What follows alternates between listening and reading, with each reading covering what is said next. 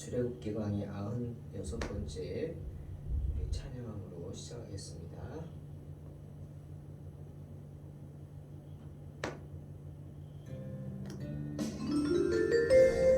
나의 사랑, 나의 생명, 나의 예수님,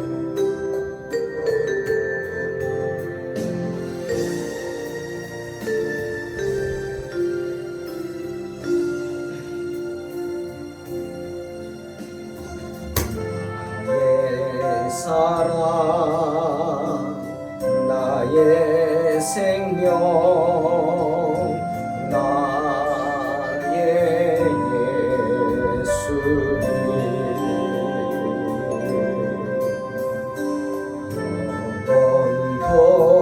영원토록 정성 다해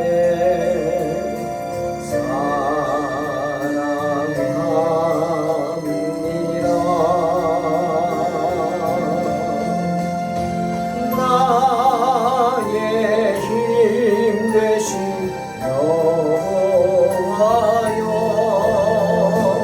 내가 사랑합니다.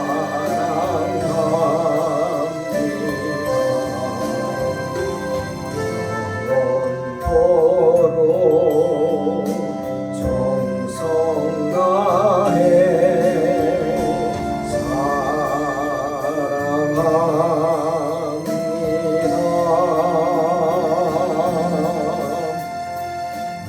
나의 사랑,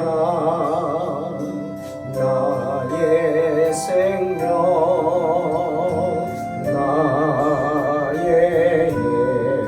예수님,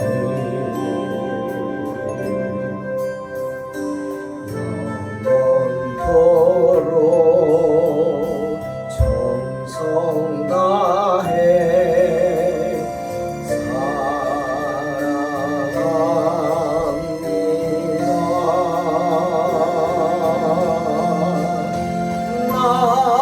나의 힘 되신 여호와여,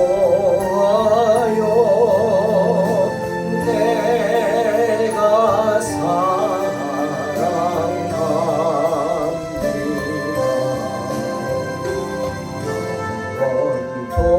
영원토록 정성 다해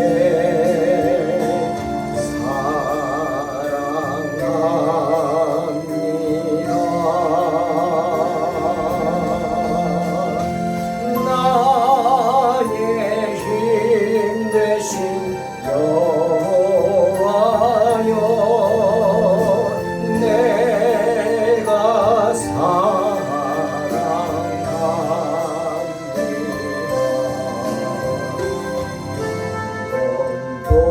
영원토록 정성 다해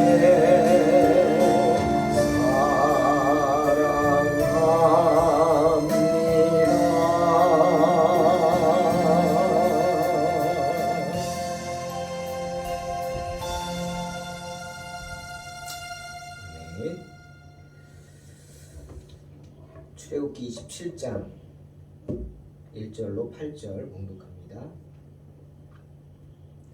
너는 조각목으로 길이가 5규빗, 너비가 5규빗의 제단을 만들되 네모 반듯하게 하며 높이는 3규빗으로 하고 네 모퉁이 위에 뿔을 만들되 그 뿔이 그것에 이어지게 하고 그 제단을 노스로 싸고 재를 담는 통과 부삽과 대야와 고기 갈고리와 불 옮기는 그릇을 만들되 제단의 그릇을 다 노스로 만들지며 제단을 위하여 노스로 그물을 만들고 그 위 네 모퉁이에 놋고리 넷을 만들고 그물은 제단 주위 가장자리 아래 곧 제단 절반에 오르게 할지며 또 그 제단을 위하여 채를 만들되 조각목으로 만들고 놋으로 쌀지며 제단 양쪽 고리에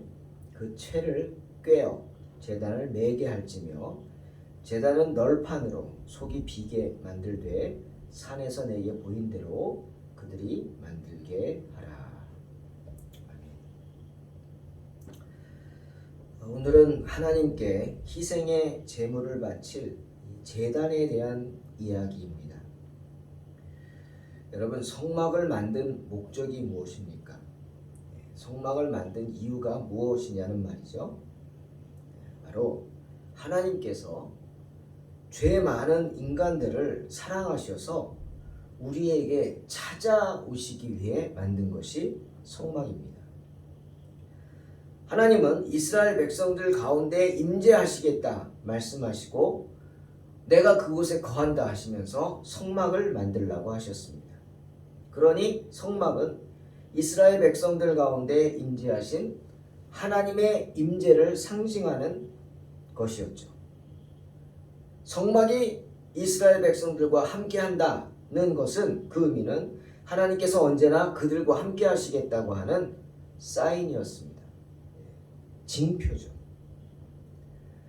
전능하신 하나님께서 이와 같이 성막을 만들라 하시고 내가 거기에 거하겠다고 하시면서 이스라엘 백성을 찾아오십니다. 하나님이 찾아오십니다. 그러면 이스라엘 백성들은 어떻게 해야 할까요? 맞이해야죠. 맞아야죠. 당연히 그들 역시 하나님을 찾아가야 할 것입니다. 성막을 찾아가야죠. 그리고 찾아만 가겠습니까? 멀뚱멀뚱 그 앞에 서 있기만 하겠습니까? 아니죠. 경배해야겠죠.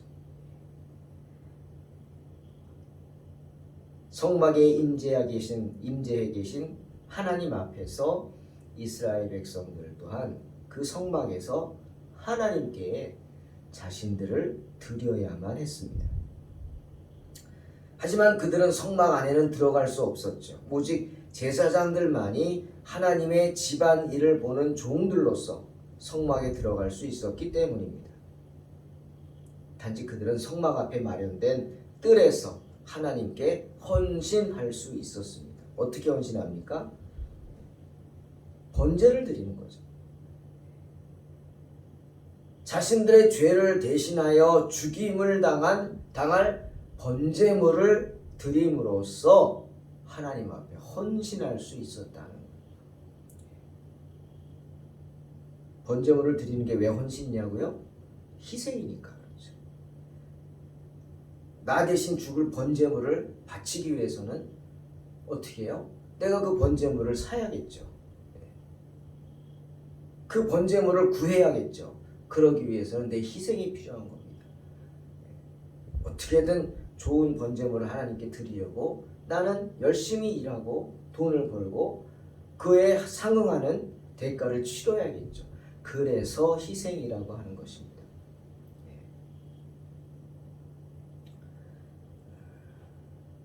어떻게 헌신했다고요? 자신들의 죄를 대신해서 죽임을 당할 번제물을 가져다 바침으로 헌신했습니다. 그러니 성막 앞뜰에는 무엇이 있어야 돼요? 이스라엘 백성들이 자신들의 죄를 대신해서 바쳐질 번제물을 바칠 제단이 있어야겠죠. 오늘 그 제단을 만들라라고 명령하신 것입니다. 제단을 만들라, 즉 이스라엘 백성들은 누구든 성막 앞뜰까지 찾아와서 그 제단 앞으로 희생 제물을 가져와야 했다는 것입니다. 모세는 오늘 그러한 제단을 쌓는 데 필요한 것들에 대하여 지시를 받고 있어요. 한번 구체적으로 보면 제단을 어떻게 쌓아야 할지 크기를 말씀해 주십니다. 치수, 정확히 가로 세로가 5규빗, 높이는 3규빗, 3규빗으로 정방향, 정사각형 모양으로 오늘 그림과 같이 만들어야 했습니다. 그리고 제단 내 귀퉁이에는 뿔들을 만들었어요.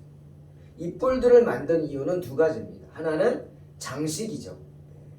물론 장식으로 한 것도 있지만 또 하나 중요한 의미는 그 뿔에다가 희생 제물로 바칠 제물들을 묶었어요. 양을 바칩니까? 죽여서 바치지 않죠. 산채로 바칩니다. 그러니 양 다리 4개를 줄로 묶어서 어디다 묶어요? 이 제단 뿔에다가 묶었어요. 양은 사지가 펴진 채 산채로 제단 뿔에 묶여서 거꾸로 묶여서 제사장에 의해 산채로 배가 갈라지는 희생을 당해야 했어요. 죽임을 당했어요. 때문에 제단 그 절반쯤에 반쯤 위치에다가 노스로 그물을 만들라. 그래서 그 위에 제물을 올려놓았죠. 왜? 그래야 배를 갈라 죽이면 피가 쏟아지겠죠. 그 피가 밑으로 떨어지게 하는 것입니다.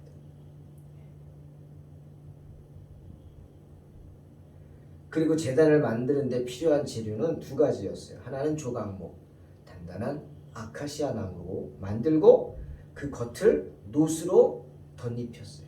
도금을 했단 말이에요. 노스로. 제단은 노스를 입힌 나무로 만들어졌습니다. 그리고 부속물들이 필요했죠. 3절 말씀처럼 재를 담는, 태우니까 재를 담는 통. 하나도 버리면 안 되죠. 그냥 함부로 재를 담는 통과, 그 재를 뜨기 위한 부삽과, 그리고 대야, 뭐죠? 피를 담을 대야, 흘러내릴 피를 담을 대야와, 또 태우니까 그 태워진 고기를 끄집어낼 갈고리와, 또 하나 중요한 것, 불 옮기는 그릇, 불 옮기는 그릇, 이런 것들을 노스로 만들었습니다. 여기서 우리가 낯선 불 옮기는 그릇이 뭐냐? 여러분, 하나님은요 모든 것을 그냥 허투루 하기를 원치 않으십니다. 아멘. 불이라고 똑같은 불이 아니라는 말이에요. 하나님께 드려지는 것은, 그래서 우리가 성경에 구별되이 드리는 마음이라고 그랬어요. 예? 하나님께 드리는 것도 똑같은 게 아니에요. 예? 하나님께 예물을 드린다, 헌금을 한다, 그럼 그냥 헌금을 하는 그런 게 아니라 구별된 마음이 필요한 거예요. 하나님께 드릴 것을 구별해서. 우리가 왜 절기에 절기헌금 봉투를 미리 나눠드립니까? 이유가 그거예요. 기도하면서 준비하라는 거예요. 그냥 주일날 와가지고 어이구 오늘 절기네 헌금해야지 하고 그냥 지갑에서 꺼내놓는 그런 모습이 아니라, 한 주 전에 봉투를 나눠주면서 절기에 대한 생각을 하고 마음의 준비를 하고 하나님께 대한 감사한 마음으로 예물을 준비하는, 그래서 나눠주는 거예요. 어떤 분들은 교회가 말이야 뭐 헌금하라고 이런다, 그렇게 생각하려면 할 수 없어요. 그렇게 생각하려면 하셔요. 그럴 수도 있으니까. 맞죠? 중요하죠. 절기에 헌금하는 거. 하지만 가장 큰 이유는 구별된 마음, 여러분에게 복을 주기 위해서예요. 내가 복받게 하기 위해서 교회에서 배려하는 겁니다. 하나님은 구별된 자에게 축복하시기 때문이죠. 자, 이 불 옮기는 그릇이란 뭐냐면, 제단에 불을 피우잖아요. 그 불을 피운 후에 이 불을 어떻게 하냐면, 하나님의 제단에 가서 성전 안으로 들어가서, 이제 제사장들이죠. 성전 안에 향로가 있습니다. 좋은 향이 나는 향로죠. 그 향로에 불을 피워야 되잖아요. 그 향로에 피울 불을 아무 불이나 갖다가 피워서는 안 됐어요. 꼭 향로의 불은 이렇게 제단에 피워진 불, 즉 제단에 제물을 태울 때 쓰여진 불, 그 숯불, 하나님께 희생 제사를 드린 그 불을 가지고 성전 안에 향로에다 불을 피워야만 했어요. 누가? 제사장이.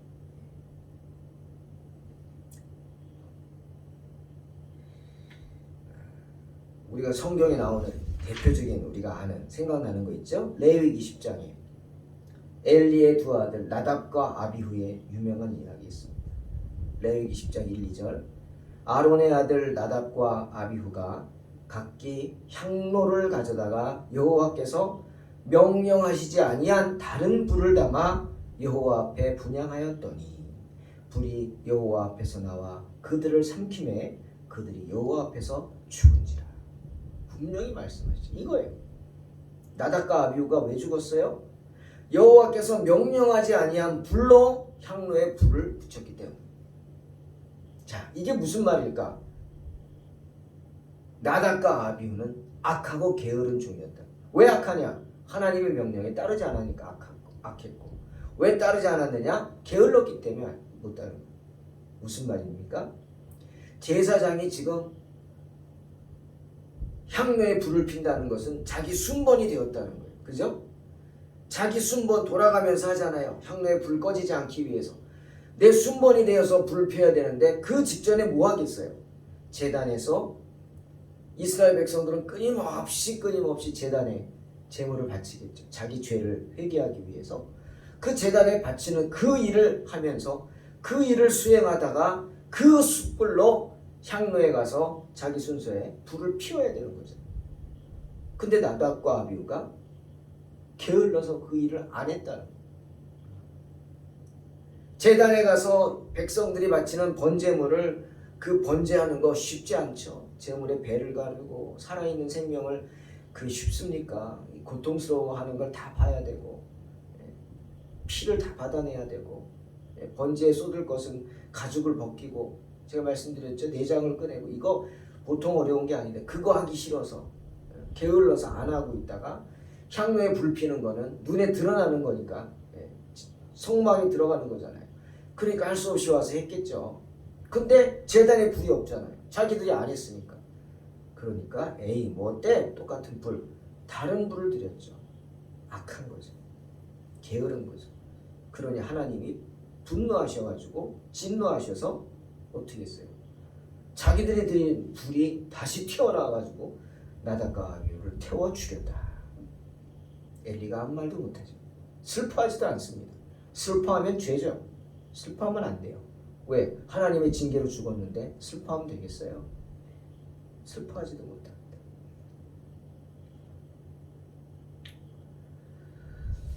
그것이 바로 불을 옮기는 그릇은 그겁니다. 그 제단에 제사를 지낸 그 제단의 그 숯불을 향로에 옮기기 위해서 숯불을 떠다가 그릇에 옮기고 그 불을 가져다가 향로에 갖다 놓은 그 불을 옮기는 그릇이 바로 그것이다 라고 하는 것이죠. 또 제단에 채가 있습니다. 뭡니까? 긴 막대기 같은 거죠. 물론 이 막대기가 두 개가 있어서 제단 중간쯤에 고리가 있습니다. 고리 이쯤에 고리들이 있어서 꿰가지고 법궤가 그렇죠. 법궤는 안 되죠. 웃사가 왜 죽었어요? 네? 교만해서 물론 그렇죠. 하나님의 말씀을 몰랐기 때문에 죽었어요. 그래서 법궤를 올릴 때 언약궤를 옮길 때 분명히 성경에 제사장이 아니면 레위인이 어깨에 메고 네 사람이 옮겨야 됩니다. 그런데 그 법궤를 어떻게 했어요? 언약궤를 소가 끄는 수레에 실었어요. 여러분 또 한 번 얘기합니다. 앞에 소가 끌고 갑니다. 여러분 소들이 어떻습니까? 저도 어렸을 때 밑에 집장은의 집에 소 키울 때 같이 꼴 베러 가고 할 때 데리고 다닐 때 보니까 소는 가다가 서서 아무데나 오줌을 쌉니다. 아무데나 오줌을 쌉니다. 또 가다가 아무데나 똥을 쌉니다. 그리고 똥만 이렇게 싸는 게 아니라 그 자기 똥을 꼬리로 툭툭 치죠. 보셨죠? 네. 흩어놓습니다. 자기 똥을 변을 보면서 꼬리로 툭툭툭툭 쳐가지고 흩어놓습니다. 그 뒤에 뭐가 있다고요? 언약궤가 있어요. 여러분 생각해 보세요. 이게 말이 됩니까? 하나님의 말씀이 담긴 그 언약궤를 소가 끌게 가서 소가 끌고 가다가 SMS인가 가는 길에 오줌도 넣을 것이고 똥도 쌀 것이고 이거 뭡니까 이게? 이게 말이 안 되는 거죠. 근데 웃사가 그렇게 했다는 거예요. 그러니 벌받아 죽죠. 소들이 뛰게 하고. 이 제단도 마찬가지. 언약궤처럼 소나 짐승이 끄는 마차에 실으면 안 되고 반드시 제단에 채를 끼워서 아예 끼워 놓죠. 그리고 사람이 옮겨야 했습니다. 어깨에 메고. 그렇게 사용하기 위해 만든 게 제단의 채였다 하는 거죠. 그리고 또 중요한 사실이 있습니다. 이렇게 번제를 드리는 죄인들은 제물만 바치고 사라지는 게 아닙니다. 제물을 바치고 그 옆에 서서 죄 있는 사람은 다 자기가 지은 죄를 회개하는 마음으로 제물을 가지고 제단에 왔어요. 바치기 위해. 그러면 제사장이 어떻게 했다고요? 안수했죠. 안수. 바쳐질 양과 그 사람을 놓고 한 손은 바치는 사람의 머리에, 한 손은 바쳐질 제물의 머리에 놓고 안수기도 하는 겁니다. 무슨 기도? 하나님, 이 사람이 죽어야 되지만 죽을 수 없기에 하나님 은혜로, 대속의 은혜로 이 짐승을 잡습니다. 이 사람의 죄가 이 짐승에게 전가되어 이 짐승이 죽음으로 희생됨으로 이 사람의 모든 죄가 사하여지게 하소서. 이게 안수기도입니다. 그렇게 안수기도 하고 그 사람은 그 제단 옆에서 자기 대신 죽어가는 그 짐승을 바라보고 산채로 배가 잘려서 갈라져서 배가 갈라진다고 죽습니까? 고통 속에 죽어가지고 피를 다 쏟아내고 그것을 보면서 가슴을 치고 회개하는 겁니다. 내가 죽어야 하는데 하나님의 은혜로 저 양이 죽어집니다. 다시는 죄를 범치 않겠습니다. 회개하고 통곡하는 거죠. 그 양의 최후를 보면서 그렇게 죄인들은 하나님 앞에 나왔다. 사랑하는 성도 여러분, 때문에 이 놋으로 만든 이 놋제단은 바로 우리의 죄를 구속하기 위해 죽으신 그리스도의 모형이라고 할 수 있습니다. 이 놋제단 위에서 바쳐지는 제물의 모든 희생을 하나님은 받아주십니다. 그 향기를 흠향하신다. 번제에 태우는 향기.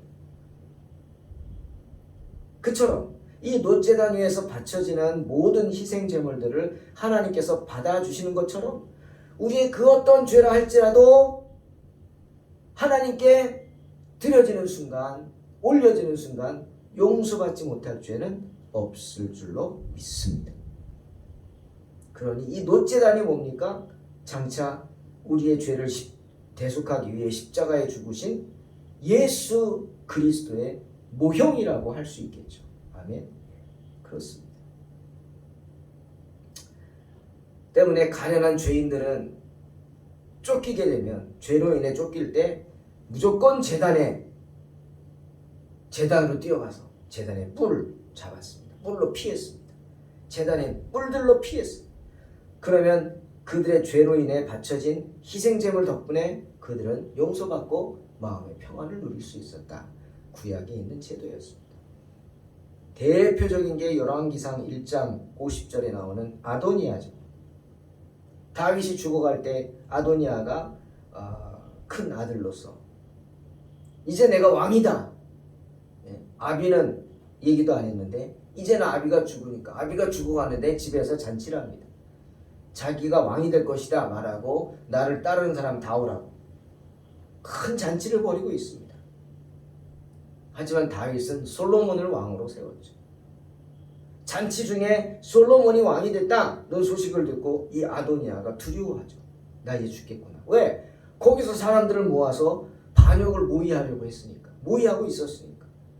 그래서 아도니아가 어떻게 합니까? 두려움 속에 살기 위해서 제단으로 달려가서 제단에 뿔을 잡습니다. 그것이 열왕기상 1장 50절의 이야기죠. 그리고 솔로몬 왕이 나를 죽이지 않는다고 약속하지 않는 한 나는 여기서 내려올 수 없다. 제단에서는 사람 죽이지 못하잖아요. 그래서 솔로몬이 약속하죠. 네가 악을 행하지 않는 한 난 결코 널 죽이지 않겠다. 그러자 아도니아가 뿔 잡던 손을 놓고 내려옵니다. 집으로 가서 있어라. 그 후로 아도니아의 이야기는 안 나오죠. 제단의 뿔은 그런 의미를 가지고 있는 것입니다. 사랑하는 성도 여러분, 오늘날 이 제단의 뿔이 누구십니까? 바로 예수 그리스도시죠. 놋제단 위에서 바쳐지는 모든 희생제물들을 하나님께서 받아주시듯이 예수님 앞에 고백되어지는 우리의 모든 죄는 그것이 어떤 죄라 할지라도 용서받지 못할 죄가 없는 줄로 믿으시기를 주의 이름으로 축원합니다. 예수 앞에 나오면 모든 죄가 사여지는 것입니다. 찬송도 하잖아요. 예수 앞에 나오면 모든 죄 사하고 영생, 복락, 멸류관 확실히 받겠네. 믿습니까? 언제나 제단의 뿔을 잡듯이 주님의 손 꼭 붙잡고 승리하는 저와 여러분 되시기를 주의 이름으로 축원합니다. 기도하겠습니다. 하나님 감사합니다. 오늘도 어리석은 저희들을 붙잡아 주셔서 주님 손잡고 주의 말씀 앞으로 나오게 하시니 감사합니다. 언제나 그 은혜를 빼앗기지 않게 하시고 언제나 주님의 그 은혜 가운데 거하게 하시고 믿음으로 주님 손 꼭 붙잡고 승리하는 삶을 살게 하여 주시옵소서. 예수님의 이름으로 기도하옵나이다. 아멘. 믿음으로 승리하시기 바랍니다.